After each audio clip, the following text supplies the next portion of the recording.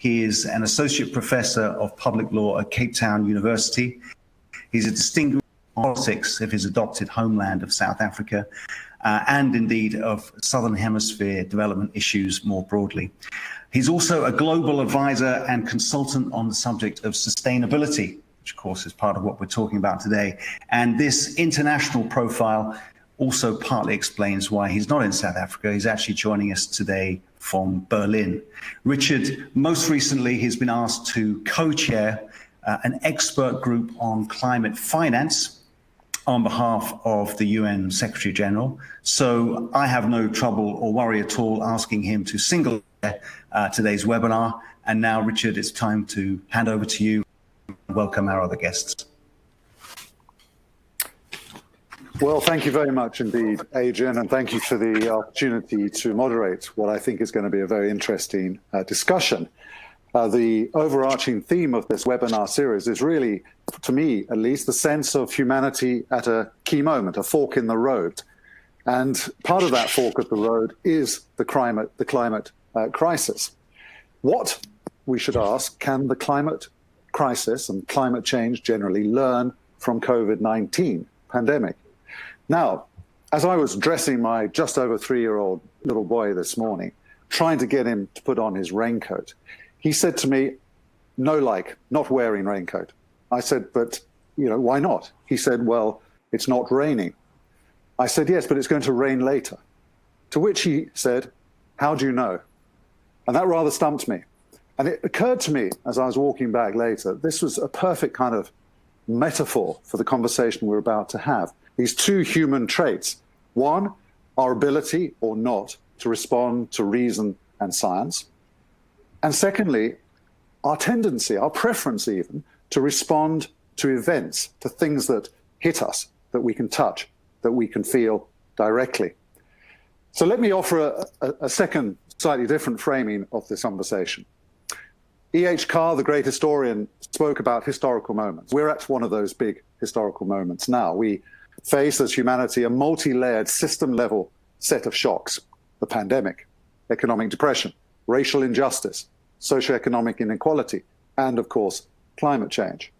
COVID has caused a massive public health emergency around the world, as we all know, and secondly, an economic depression. It's pushed 100 million people below the poverty line, and up to 300 million people are on the brink of starvation as a result of this particular crisis. Many developing countries, the places I usually work, face extreme fiscal and debt crises.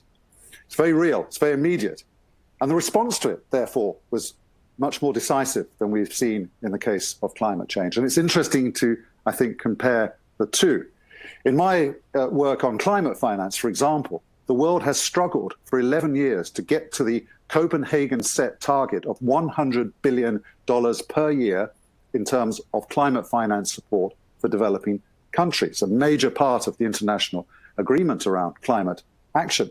And yet, since March, the collective fiscal combined response to COVID-19 is now over $12 trillion and counting. What is the difference? What is the stimulating factor that has determined this very different response?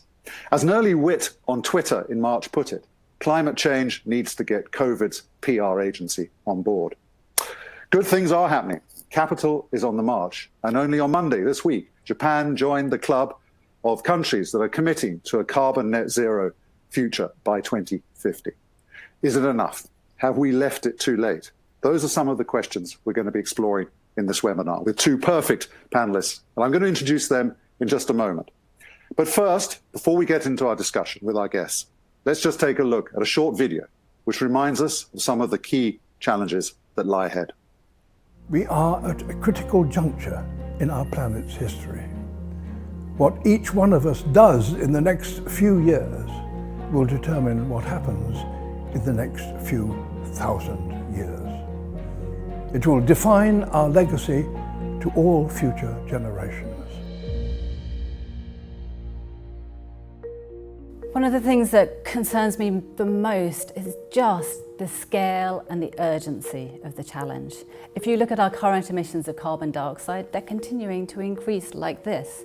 And if we look at the trajectories that we need to be on, if we are to avoid exceeding 1.5 degrees of warming, we need to essentially reverse that today. It's really obvious that the climate change that we're experiencing is due to human activity, and that the reason really comes partly from the ice cores. That from the ice cores we know that the carbon dioxide concentration today at just over 400 parts per million is about 40% higher than it's been at any time in the previous 800,000 years. And that tells us we ought to get climate warming, and sure enough, when we look at the records, we do have climate warming of about 1 degree globally over the last 100 years. So those two things put together are really the smoking gun. The transition we have to make to hit zero carbon in 30 years' time is going to change the whole economy. Every aspect of it is going to have to change. We need to shift trillions of dollars worth of investment over the next few decades, and they need to be deployed to do things like make all of our homes energy efficient and net zero. We need to have decarbonization of agriculture. We need to see the entire electrification of our energy and power systems so that we can run off all renewables. All of that needs to be financed. So let me introduce the two panelists who I really think are ideal for this particular conversation. Firstly, Dr. Emily Shuckburgh, OBE, who is a leading British climate scientist. I got to know Emily about 10 years ago when she was still at the British Antarctic Survey, an extraordinary research outfit on the edge of Cambridge. She was leading their polar climate change research program at that point, and we used to bring climate skeptics or even denialists, some of whom were working at the World Bank at that point, at a time when you weren't allowed to use the words climate and change in the same sentence at the World Bank. And we would bring them. And as you saw in the little video there, the ice cores are a very powerful thing to see. And to stand there and be spoken to by someone like Emily can have a very profound effect. She's now the director of Cambridge Zero. I'll ask her about that in just a moment. My second panelist is Dr. Carrie Kendall. He's a strategic thinker on sustainability issues, a natural scientist by profession, in fact, a physical chemist. He worked for nearly a decade in the oil and gas sector, and then joined WWF and later the University of Cambridge Sustainability Leadership Institute. He's now in the finance sector, working with a big bank and trying to figure out how they respond to the particular crisis that lies ahead. I tend to think of him as a sustainabologist, a man with a big brain, with big challenging ideas. And he and I have had some, Gary, we've had some great fun, haven't we, in front of executive committees and boards of mining companies and the like in Southern Africa, challenging them to do more and to do better. He's also, I should tell you, a Liverpool fan, and he travels around the world for some reason to support Liverpool. Nobody is perfect, apparently. But let me begin with Emily. This year, Emily, of course, we have been very focused on the public health system and the system shock of the pandemic. But climate change runs on unrelentingly. Can you give us a snapshot, please, of the climate science position? What is the state of the art? What is the direction of travel? Yeah, thank you, Richard. Well, as you saw in the video that we just saw, there are two key things that tell us about how our climate is changing. The first is what our atmosphere is like, the amount of carbon dioxide in our atmosphere. And we know that that is higher than it has been for at least the last 800,000 years, possibly even for the last 15 million years or so. And that is leading to an increase in temperatures through the greenhouse effect. And we've seen around about 1 degree of warming to date. And that is having all sorts of knock-on effects. It's resulting in significant melting of ice around the world. It's resulting in sea level rise, and it's resulting in a significant risk of extreme weather occurring around the world. Now, 1 degree Celsius might sound like quite a small number, but when you translate it through to things that actually matter, those extreme weather events, we're really seeing those impacts of climate change happening around the world here and now today. So in terms of flooding events that we've seen repeatedly in many countries of the world, in terms of the wildfires that we're seeing in California or in Australia, in terms of heat waves that perhaps before any climate change would have been expected to occur maybe only once a century or so, and now we're seeing them occurring every few years. And so these are impacts that are directly affecting people's lives and livelihoods today. And they're also affecting the natural world, as we're seeing habitats of species around the world being severely threatened as a consequence of climate change. And that's all happening at the same time as we already have a crisis in terms of biodiversity, with concerns that perhaps 1 million species may go extinct over the coming decades. And the final thing, if that's not all concerning enough, the final thing is that we know that there is a risk of really catastrophic changes occurring. And many of those potentially catastrophic changes are in the polar regions. There are vast ice sheets covering Greenland and Antarctica, and we are concerned that those ice sheets may be under threat from warming, melting from above, or the warming oceans creeping underneath the ice sheets and melting them from below. We know that when the world has been not much warmer than today in the distant past, these ice sheets were not always intact. And as those ice sheets melt, they result in sea level rise. And the concern is that we may see many meters of sea level rise as a result of those collapsing ice sheets. And the other reasons for concern of catastrophic shocks include, for example, the release of vast stores of frozen methane from the Arctic as the Arctic warms up. And methane is a much more powerful greenhouse gas than carbon dioxide, or the potential rapid dieback of the Amazon rainforest, which currently soaks up large amounts of carbon dioxide. If that is turned instead into savanna, then we lose that natural ability to soak up the carbon dioxide, thus creating a much more significant acceleration of the climate change itself. So all that added together, we are not on a good trajectory. And you mentioned, there was mention of 1.5 degrees in some of the earlier discussion. 1.5 degrees, we're on a current course to reach 1.5 degrees of warming over the next 20 years or so, unless we take rapid action now. So we're going to get later in this conversation to what action is required and how and where and with whom. And I'm going to come back to you, Emily, in a few minutes to ask you to talk a little bit more about the difference between 1.5 and 2 degrees. It sounds so small, and so much rides on that difference. So, and going back to this notion of we only really react to the things that touch us and hit us hard, I'm going to ask you later to explain what that difference between 1.5, 2 degrees means for people and the impact that it will have on them in 10, 20, 30 years time. But before I go to Gary, I've got one other question for you. Cambridge Zero, tell me more. I think you mentioned it's a multi-dimensional research project, but what's its ambition? What's its purpose? Yes. So I've spent most of my career working on the problem side of climate change, and I felt that, the time's running out, and so it was about time that I switched over to try and work on the solution side. And so I joined the University of Cambridge, and we launched Cambridge Zero a year ago, and it really is almost probably the biggest initiative the university has ever undertaken in its 800-year history. It's drawing together all the university's resources, all its research activities, all its educational activities, all its innovation, entrepreneurship, engagement with policy, in the singular purpose of supporting the transition to a sustainable, resilient, zero-carbon world. And it's very exciting. And actually, I think the biggest thing about it is it's turning, or attempting to turn, a story of despair into one of hope and opportunity. Fantastic. Before I turn to you, Gary, one last housekeeping point. It looks like I'm the only one asking the questions at the moment. That's not how it's supposed to be.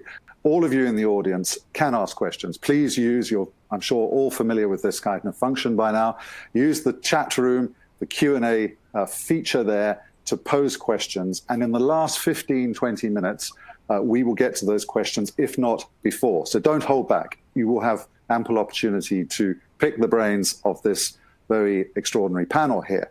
So, Gary, turning to you, if I may, Emily's just spoken of the multidimensionality of this wicked problem, as I call it, the fact that it transgresses all of the kind of major disciplines, whether it's science, politics, economics, and so on. That's part of the wickedness of the problem. You've been thinking about these system-level shock problems, pandemic versus climate change. How would you characterize this problem in terms of our ability as a species to respond appropriately? Okay, sure, that's a big question, eh? So what's been interesting for me is to see some of the parallels between how the pandemic's unfolded and how I see climate change unfolding over the next 30 years. But the pandemic sort of happened all at once. I've seen it described as, the pandemic is like climate change on warp speed. And that's actually a very important distinction, is that it's happening fast enough to command our collective attention in a way that climate change doesn't. But maybe before I talk about some of the differences, it's maybe worth talking about some of the similarities, if I may. And I must admit to feeling a degree of trepidation sharing this slide with an expert in the polar regions. But if you'll forgive me, the iceberg is a kind of a thinking model. And it's just really to say that, we tend to fixate on events, and we're experiencing the pandemic as an event. And the problem is within complex adaptive systems, the events, they're the most visible aspect of the system, but they're often not the most important, frequently not the most important. So in the kind of iceberg model, if you can imagine the event as the part of the iceberg that's visible poking above the water. And as we go deeper and deeper into the iceberg, we see just around or below the surface, we see patterns and trends that set those events in motion. Below that, rarely seen are the kind of the systems and the structures that set those patterns and trends in motion. And right at the bottom, the paradigms, the worldviews, and the belief systems that actually from which those systems and structures emerge. And if we want to bring about change, the deeper we go in this model, the greater the leverage we have to bring about change. And now the problem is we tend to stay at the level of events and we react to them as if that's the way we're going to kind of deal with everything the system throws at us. And if we do that, we're just condemned, particularly with climate change, to just stay in this reactive mode. And we're never going to really overcome these problems. And in fact, they're going to lead to collapse because the task demands put upon us by the complexity of our system is now starting to overwhelm our capacity to respond. Thank you, Gary. I mean, and what's your thought on this point I began with? You've got a young child like me. Does Kwame offer such penetrating questions early in the morning? And does she provide such a useful metaphorical insight into human behavior and responses to events? Yeah, actually, that's interesting. She's a little bit behind Jasper in terms of her development, but she's a year younger. But what's been interesting during the pandemic is having her around. She's 2 years old and she is entirely in the moment. So she's kind of like, she has no anxiety for the future and she has no regret for the past. And that's been an interesting sort of juxtaposition with my life where I'm looking at the historical trends and I'm looking at future projections the entire time. And I see that in the present, we're not busy doing what we need to do, whereas, of course, my daughter's completely in the present. So that's quite an interesting point of reflection. But I think, yeah, what we really have to set about doing, I think, is revisiting some of our paradigms. So early on in the pandemic, somebody asked me, do I think that the pandemic is linked to climate change in the sense of, it's very fashionable these days to any big problem that we face is like, it's climate change. And it appears in particularly the, kind of left-wing media as any problem is a climate problem. And it's like, well, they are related, but maybe not in the way that you might think. So they're related at the point of we subscribe to an economic system that appears completely indifferent to the destruction of natural systems on which our survival depends. And so if you like, the pandemic and climate change, they share a common ancestor. And it's our worldview, our belief system, and the way that we orchestrate and the way that we design our systems and our structures, the things that we value and the things that we disregard, the fact that we discount the future very steeply. This is why we're at the moment, if we don't update our paradigm, if we don't update our belief systems and our worldviews, we need a kind of a Copernican revolution in how we see our socioeconomic system. And by that, I mean, we're, rather than the Earth being the center of the solar system, we understand that, the Earth rotates around the sun. Similarly, we are not the center of the Earth's concerns. We are dependent on it. And that's the kind of paradigm shift that we need if we're not going to condemn ourselves to simply reacting to more and more consequential events. So, Gary, I think that's, of course, a very important point. The planet Earth has been there, seen there, got the T-shirt, and has gone through this sort of cycle before, and no doubt will come out the other side. The question for us humans is whether we will or not. Now, responding to that level of crisis is really the issue. Now, in the last 6 months, we've all become experts in curves, flattening the curve. So I think you've got a slide here which looks at curves in a slightly different way in terms of the climate change curve and our ability to buy time in relation to climate change. Yeah. Just talk to that, would you? Yeah, okay. So I think everyone's familiar with this type of chart. This became popular very early on in the pandemic as this kind of, the rationale for social distancing and the non-pharmaceutical interventions, because the idea is if we can flatten the curve, in the slide, you'll see that the area under the two curves is more or less the same. The total number of infections is the same in both cases. But in the case to the left, the curve is very, very steep, and it rises very rapidly. And that gradient, the steepness of the gradient, represents difficulty adjusting, and it represents an overwhelming of our capacity to respond. And if we can flatten the curve and delay the rate of infections, then we can bring it down to a manageable level. And the shallower that we can make the curve, the more likely we're going to be able to respond without experiencing unnecessary pain. Now, so that's the yes. So now if I can bring it to climate. Let's look at the curve for climate change. I think you've got another slide which shows a different picture. Sorry, Gary, to talk across you, but let's get that other slide up because it shows so dramatically how we failed to buy time with climate change, and now we face a precipice. That's correct. So now if you look at the, as you'll know, the Paris Agreement, the most stringent interpretation of Paris is we have to try to limit warming as close as possible to 1.5 degrees above the long-term pre-industrial average.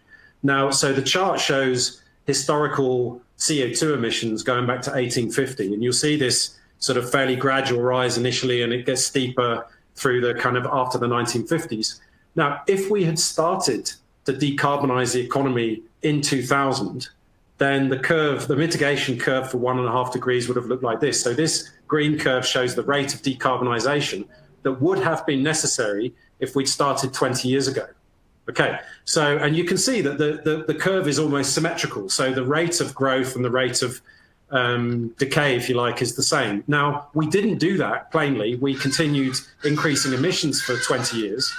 And so the consequence of that is the same carbon budget, the same mitigation target now looks like this, which is to say that we have steepened the curve, not flattened the curve, by delaying and delaying. And we're still reluctant to actually grapple with the real consequences and the real demands of rapid decarbonization. This is starting to resemble a cliff. And the steeper the descent, the more difficult, challenging, expensive, painful, and damaging that transition looks like. Of course, if we don't do that, the consequences of unabated climate change will outweigh the costs of actually doing something about it. So let's go back to the 1.5 versus 2 degree consideration, which is really very, very important. And the slide here, I think, is very helpful in telling us, again, what is now required of us in terms of the steepness of the transition that has to be managed. What's interesting, of course, is that during the lockdown in March, April, May time, greenhouse gas emissions globally went down 8%. By pure coincidence, that is exactly the percentage required in terms of the Paris Agreement, but for 10 years. And of course, the catch is that in order to do that, we had to crash and burn the economy for 3 months. And that's obviously not a solution. So we have to achieve the same level of emissions drop, but for a sustained period of at least 10 years, and of course beyond, but with a different form of economic management mechanism. So just talk to the difference between 1.5 and 2, and then Emily, I'm going to bring you back in, as I said earlier, to talk about how you see that difference and the impact it will have. Yeah, so I mean, the chart now shows the kind of the two the two interpretations of Paris, if you like. So it's well below 2 degrees and as close as possible to 1.5. So the kind of the red shaded area is, if you like, the corridor of the decarbonisation trajectory that we have to follow. And you're quite right. The emissions reductions that we've seen owing to the pandemic restrictions are the roughly the same order of magnitude as what we need to repeat every year over the next decade if we're going to thread the needle, right? And it should be clear to everybody that the magnitude is the same, but the manner we cannot repeat that every year. And it doesn't mean we sustain the level of emissions reductions we've seen. It means year on year on year, we have to repeat it. We have to go another 7% and then another 7%. We have to do this by design, not by disaster. And if the pandemic has taught us anything, it's that voluntary action is typically much less painful than involuntary action, right? So if we do this by design, we can do it with a smile on our face and we can do it to our advantage. If we do it by disaster, we will do it in tears. But one way or another, we're going to figure out a way to do this. It's just the question is, do we do it by design or do we do it by disaster? So that's a very useful expression, design or disaster. And I think it captures the essence of the choice. Emily, let me bring you back in. Do you see the problem, the conundrum in similar terms, or do you differ from Gary on this? I'd like to hear your view. And then the question I put to you earlier, describe to us the real world impact of a difference between 1.5 and 2 degrees. Yeah, so well, let me start with that, and then I'll come back to what we do about it. So, you know, the difference between 1.5 to 2 degrees, you can look at it across all the dimensions that I introduced at the start. You can look at the impact on people's lives and livelihoods. And to go between 1.5 and 2 degrees, it's estimated that several 100 million additional people will be exposed to the impacts of both climate change and extreme poverty. If you look at the natural world, it's estimated that between 2 and 3 times more plant and animal species will experience substantial habitat loss.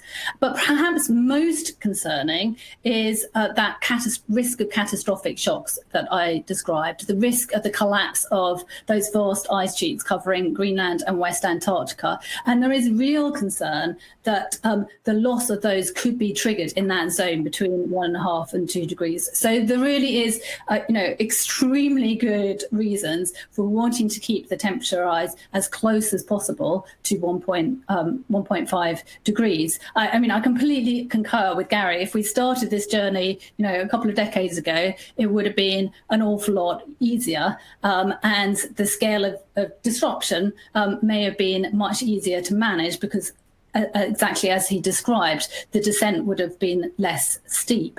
But we are where we are, and to my mind, the challenge is precisely how do we year on year maintain the sort of reductions in emissions that we've seen over the last 9 months, but do so in an orderly way rather than in a disorderly way. And where there perhaps is some hope is that I think there are examples that we've seen of ways in which we've been living our lives forcibly in a lower emitting way that actually haven't been that tough. One example is exactly what we're doing now. more video conferencing and webinars, less flying around the world, and substantially reduced emissions. But actually, in many ways, there have been advantages of it. So I think the challenge is how do we turn this into a way that has many benefits for people's lives at the same time as tackling climate change.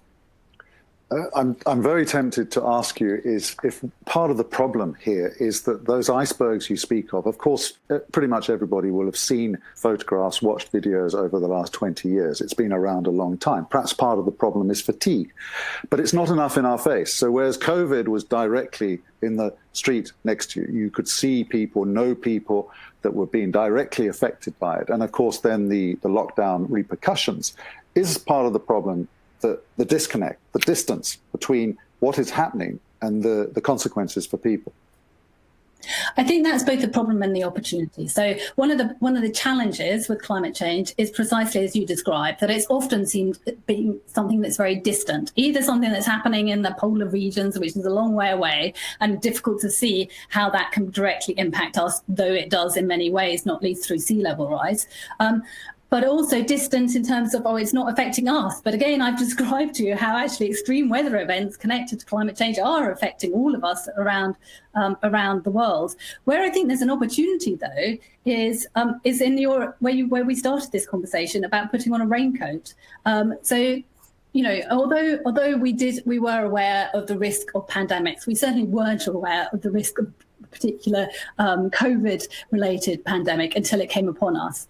But the distance and the slower rate at which climate change is occurring gives us that forewarning. We know that we are heading towards a global catastrophe if we don't arrest our emissions. It is predictable, and we know that action taken today can prevent that from happening. And I think that is where there is much greater opportunity for the world to respond than perhaps there was in terms of the pandemic. So 54 million people this year alone, and with 3 months to go, have been directly affected by extreme weather events, a report out the other day. So it is a present and clear danger for many people. What are the big action points that need to be taken? What's the biggest lever? Is it energy? Yeah, the single biggest lever is energy, and part of the reason for that is because, well, it's sort of 2/3 of the emissions problem, but at the moment it's about 90% of the solution.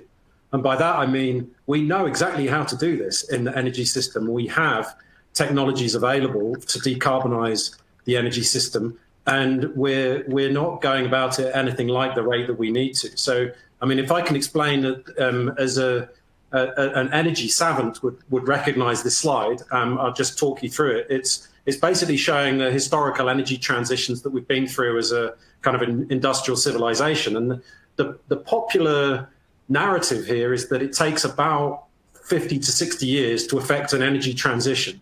And so if you see, we moved from in 1800, more or less 99% of our energy system was based on traditional biofuels, so wood and peat and so on. And then we transitioned towards coal, and then towards the beginning of the last century, we transitioned towards oil, and then more recently towards natural gas. And you see the kind of the zero carbon options at the top currently represent a fairly trivial amount of our energy supply. So the narrative is it takes about 50 years. However, those 50 years are 50 years to grow from 1% to 10% of the energy supply. So if you actually now look at what's happened to our energy system in absolute terms instead of relative terms, it looks like this. Now, what this means is that every time we've effected an energy transition in inverted commas, what we've done is we've stacked a new energy source on top of the existing ones, which have themselves continued to grow. So even as coal declined its share of the energy system, it still grew in absolute terms, and similarly with oil and gas. Now, if you look at this, what we have to do is take the gray and the brown and the ochre, the coal and the oil and the gas curves, and take them to zero in 30 years. So that's an energy transition in half the time, and it's completely unlike historical energy transitions in character because it involves walking away from a technically recoverable energy resource. Now, that's something, when you use the word unprecedented, the problem with that word is it's so overused that we forget really what it means. I mean, there is no historical precedent for what we have to do in the next 30 years. And so, you know, I've got the reverse journey of Emily. I've been working on solutions for the last 15 years, and I've given up on that because what people don't understand is the scale of the problem, right? So I'm glad that, you know, we need people working on both sides of the equation. And I think it's, you know, all the better if we can move around on the agenda. But it's really, the magnitude of this has not yet come across to policymakers and to the private sector either. So Gary, please don't tell us you've given up. But what you say now, of course, refers to the tough political economy that we face. In South Africa, our dependence on coal is a real problem. Getting out of it quickly enough is even harder because of the vested interests around it. And we have to figure that one out. Let me turn to a couple of the questions that are coming in, because they're really good. And it's right on your point now that Baptiste Fosse asks, any chance to get rid of fossil fuels energy without having a bold carbon tax? And he earlier asked, even more apt question, the steeper the drop in the emissions curve, the less probable it is to happen, isn't it? So can I ask both of you to react to those? Emily first, please. Well, so you know, we have all the technologies required in order to replace our use of coal, oil, and gas with renewable energy instead. And the challenge is to deploy that at scale. We're seeing though that in many parts of the world, it is now actually cost competitive or even cheaper to deploy new renewable technologies than it is to deploy fossil fuel intensive technology. So I think that's where there is real hope. And we have seen really dramatic increases in, for example, the rollout of photovoltaics, of solar energy, that's vastly exceeded year on year any of the forecasts. And if there's hope for the sort of dramatic shift that Gary is outlining is essential, then I think we have to point to those sorts of changes that we've already been seeing to date. Sure. But absolutely, as this graph shows, the scale of the change that's required in such a short time is, we shouldn't do anything other than recognise it is a monumental feat. So I agree with you, Emily, and I'm an optimist like you. But when I look at some of the numbers in the green recovery, so-called green recovery packages at the moment, the latest statistics show that $143 billion has been pushed towards clean energy, but $208 billion has been put towards saving fossil fuel related industry. That's the problem, isn't it? We have to find a way of persuading governments to stop subsidizing dirty energy. Gary? Yeah, absolutely. I mean, if I can just very briefly reprise this image. Emily's quite right. We have all the technology we need, and in many cases, it has a negative cost compared to the alternative, right? We're talking about, for instance, in South Africa, we know that we can generate from solar PV or wind at 62 cents per kilowatt hour, whereas new build coal is R1.20 per kilowatt hour. So already the solar and the wind is half the cost of new build fossil fuels. The problem is the paradigm. The problem isn't our technology, and it hasn't been for a long time. The problem is our beliefs and our behaviors and the narrative that we tell us, right? That we still live in this kind of belief system that the correct way to do this is to have private interests relentlessly privatizing gains and socializing losses. And that's the belief system that drives that's at the heart, the dominant economic paradigm. Now, I don't think that we're lacking for technology. I don't think we're lacking for, we know exactly how to do this. And that's why I say we start with energy, because we know how to do it. And yet we're still not doing it anything like the rate. So Emily's quite right that we've seen explosive growth in solar and wind. And still, you can barely measure it on the chart of our entire energy system. It has to get to pretty much 100% in 30 years. And the scale of the sunk investment. And for instance, you'll know well, Richard, you know that in South Africa at the moment, we're still building the 2 biggest coal plants in the world. They're still being built today. They haven't been fully commissioned. And now they have to turn off within 30 years. And they weren't built with that in mind. They were built with a 50, 60-year lifetime in mind. That represents pain. So coming back to the question about the gradient and the pain and all the rest of it, that's right. What it means is we are going to have to walk away from investments before they've washed their face. That's what it means.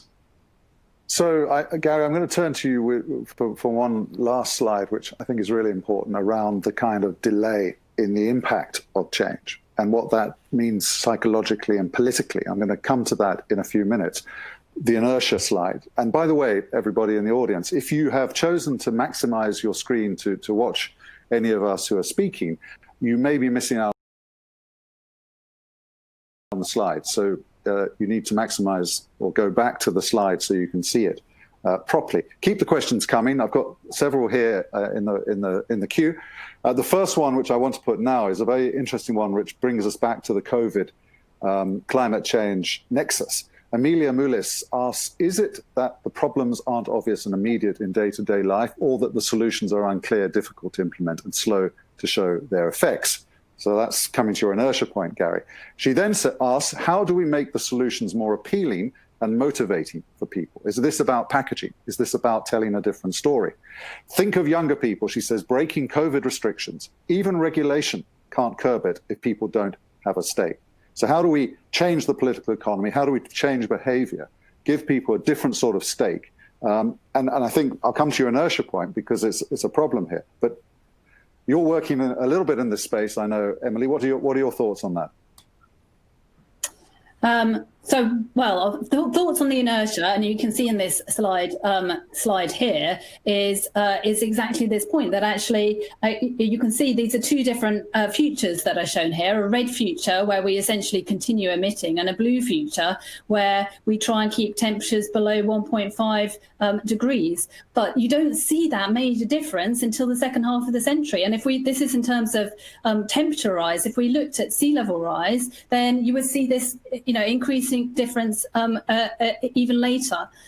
So there is a real challenge in terms of that. How do we turn something into something to a story that people want to be a part of? How do we bring people along on this journey of the need to dramatically change the whole basis on which we have the global economy?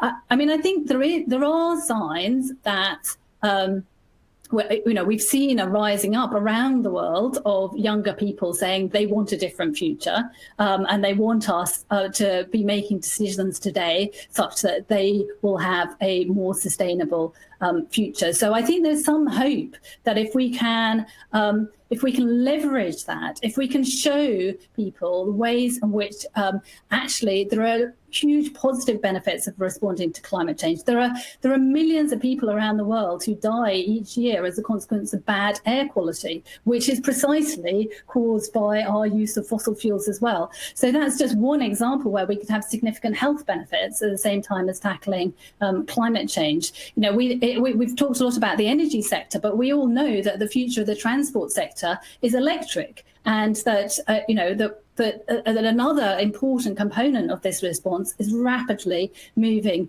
to electric vehicles, certainly for our personal transport over the next decade. So I think there are many different opportunities, and in a world where country by country around the world, we're currently in the midst of a deep economic crisis. The other key point to make here is that we need to, as we're moving out of the current coronavirus pandemic, we need to be looking to see how we can support the jobs of the future and not the jobs of the past, and to create the right sort of skills and training to ensure that we're building an economy that is fit for the coming decades. And that's, I think, again, where we can see this as being an opportunity to build a better future. Thank you, Emily. Great teamwork from you two. We had Emily there talking to Gary's slide, so very impressive. Gary, what would you like to add? What did Emily miss in terms of your slide? I'm intrigued by this idea that even if we do the right stuff now, as we have to, we only may be able to see, feel, and touch the deep structural benefits in 30 years' time. That's a hard sell, isn't it? Yeah, it is. And I mean, so Emily, I think, nailed it in the sense that the co-benefits of this transition, and the co-benefits being, you know, a dramatic improvement in air quality and a reduced public health burden, and those and job creation, those are co-benefits that have a very short feedback loop in the sense that we see immediately the benefit of those measures. And that's something we learned through the pandemic. If you take motor vehicles out of your city, you have blue sky days within a matter of days, maximum weeks, right? Whereas with the temperature stabilization, we're talking about 30 years before we see any benefit from our activity. The one thing I just want to pick up on, and the reason why it's so important to sell the co-benefits of this transformation that we're talking about, is because notice on the exploded part of the chart, you'll notice that over the next 30 years, in the blue temperature trajectory here, remember, this is the one where we embark on a rapid decarbonization of our economy, right? It looks very gentle and benign here, but this is the one with the, you know, the economic transformation on steroids. Things still get worse for 30 years. Now, politically, that's an unbelievably difficult narrative, because we're going to embark on a number of policies, some of which are going to be unpopular, some of which are going to be perceived to be driving a particular political agenda. And for 30 years, that's the ground is fertile for a populist politician to come in and say, this climate change thing is nonsense. Look, they're taking away your liberty, they're taking away your fossil fuels, and yet things are still deteriorating. So obviously, there was no connection between the fossil fuel complex and the climate problem. But we know this. We can see it in the models, right? So what we're going to have to do, partly because of our fixation on events and our short-term tendencies, is we're going to have to find all the co-benefits that we can use to say, look, yes, this is about decarbonizing our economy, but you know, the job creation is going to sell itself. The improved air quality is going to sell itself. The more livable cities, they're going to be so you know, evident to everybody in their current experience. The one last thing I want to say about this sort of, there was this point about the intergenerational conflict. And it's interesting how on the COVID pandemic and climate change, they run in opposite directions. So what you find is that in climate change, you find young people extremely active, and you see the school strike for climate and Greta Thunberg and Extinction Rebellion and so on. That tends to be the younger generation because they plan to be around in 2050 to 2100, right? And the older generation is kind of like, oh, well, you know, what the hell? And on the COVID, it's the other way around. It's the younger generation saying, well, it doesn't really affect us.